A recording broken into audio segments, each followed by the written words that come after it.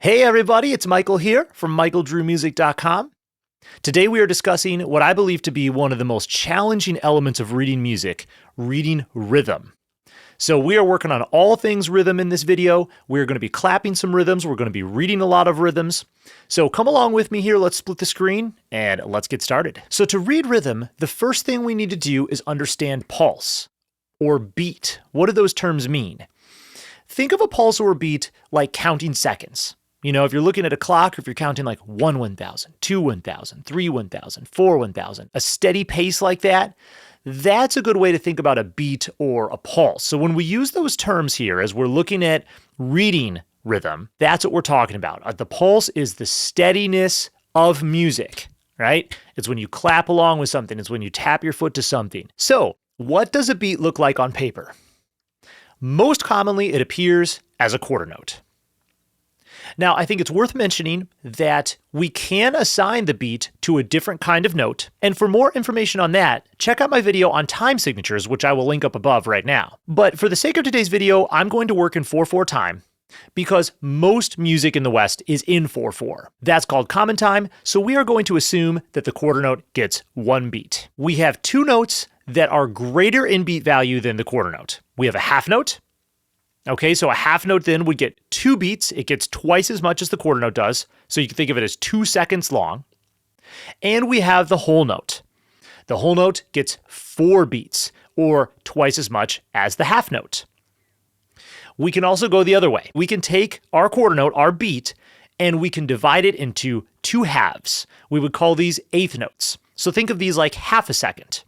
Okay, they're twice as fast as the quarter note. 2 of them fit into 1 beat. We can subdivide further into 16th notes. A 16th note would get a quarter of a beat, or 4 16th notes fit into 1 beat value. Okay, so imagine, again, the duration of a second, splitting that into 4 equal parts. That's what we're doing with the 16th note. Now, we could keep going. We could go to 32nd notes, 64th notes, 128th notes, in theory.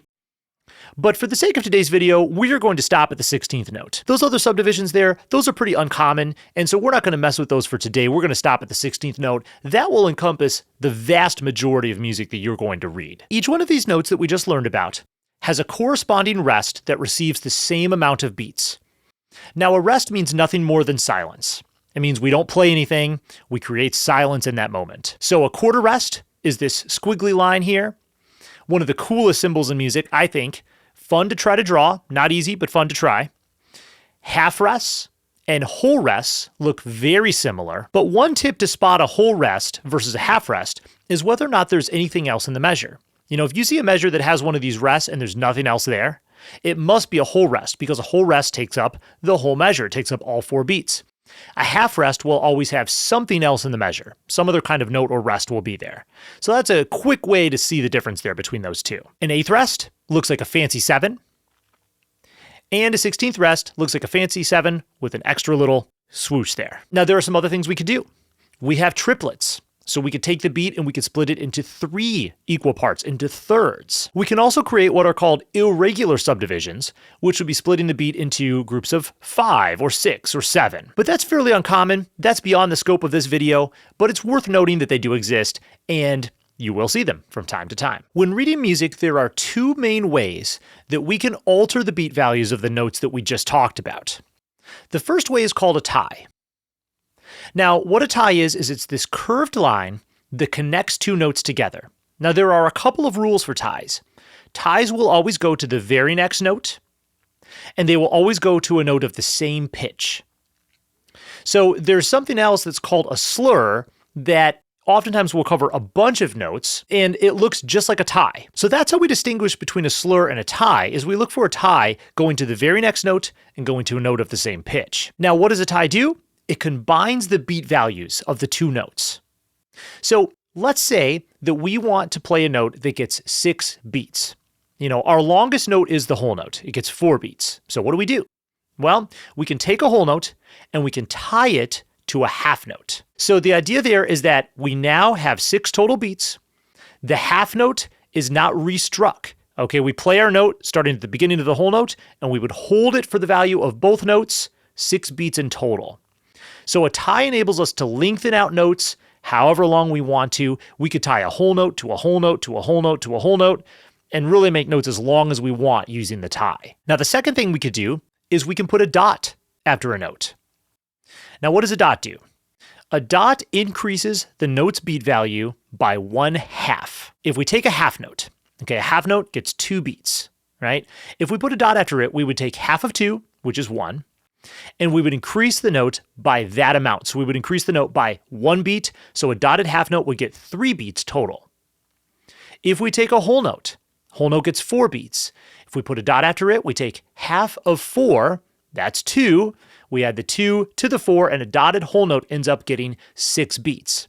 Okay, so there's a different way that you can create a 6-beat note. You could take a whole note and tie it to a half note, or you could take a whole note and put a dot after it. That would get the same amount of beats. Either way, you've got 6 beats there. So same amount of beats, 2 different ways to write it. Now, this gets more difficult when we're talking about dotting quarter notes, because a quarter note gets 1 beat. Okay, so half of 1, 1/2.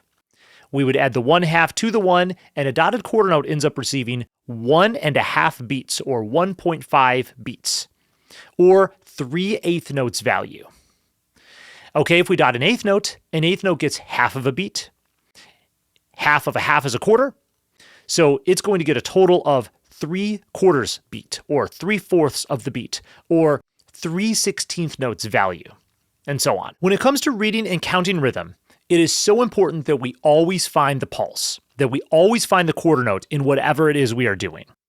You know, drummers know this. Drummers always have a limb keeping a steady pulse, or a steady second, you could think of it that way, no matter what other things are happening with their other limbs. So they may have a very complex beat going on, but there's always something typically that's keeping a steady beat. So when we are counting rhythms, I think things like using a metronome, counting out loud, tapping your foot along with whatever you're counting, those are all crucial things that I would recommend when you're working on reading rhythms. Now, in terms of counting out loud, when we are playing quarter notes, half notes, or whole notes, my recommendation is simply to count 1, 2, 3, 4 in 4/4 time. You're just counting your beat numbers, 1, 2, 3, 4, the 4 beats in the measure.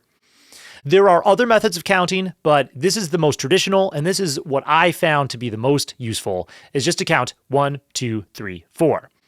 Now, when we take the quarter notes and we break those into eighth notes, we usually add an and to represent the second eighth note, because we're taking our 4 beats and we're splitting each one into 2 parts. So the idea is the first part of the beat is the number, the second part of beat is the and. Now I'm going to use plus signs here. Okay, so now we have something like this. If our beat is 1, 2, 3, 4, we will fit ands in the middle like this. 1 and, 2 and, 3 and, 4 and. So you see I'm still clapping quarter notes, but I'm fitting the ands in between. Those would be the second eighth note, or the second half of the beat. Now if we subdivide that into 16th notes, we will typically count 1, E, and A. Okay, so the idea there is that the number is still at the beginning of every beat, 1, 2, 3, 4. The and is still halfway through every beat.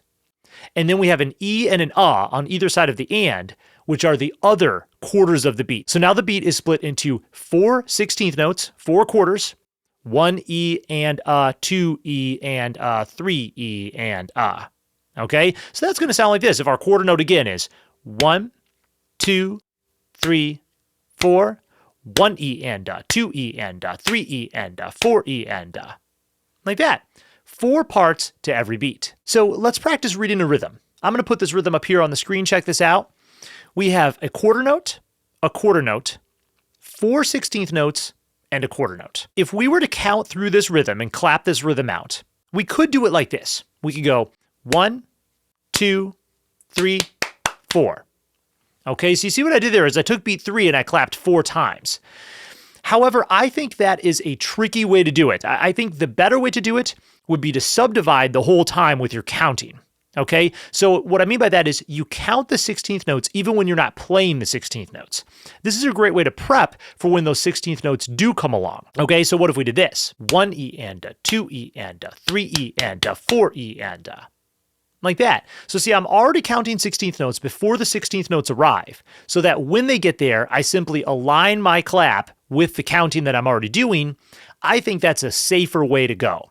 So if you're reading a rhythm that's all quarter notes, half notes, and whole notes, just count your quarter notes. That's fine. But if you've got 8th notes or 16th notes in certain spots, I would begin subdividing earlier on before you get to those spots. That way you're ready for the 8th note and the 16th note when it comes your way. Now, lastly, I would recommend breaking tough rhythms into smaller parts.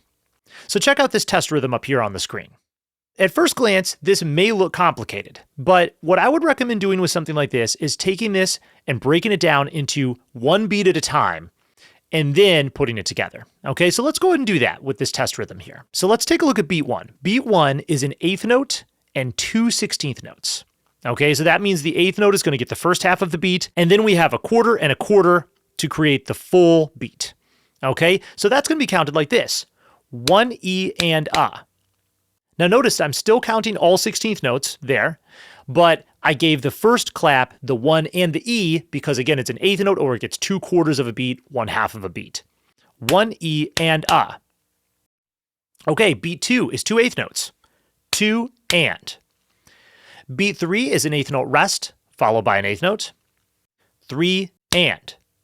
And beat 4 is the same thing as beat 2, 2 8th notes.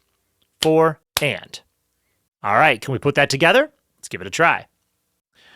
1 E and a, 2 and, 3 and, 4 and. Okay, one more time, a little bit slower.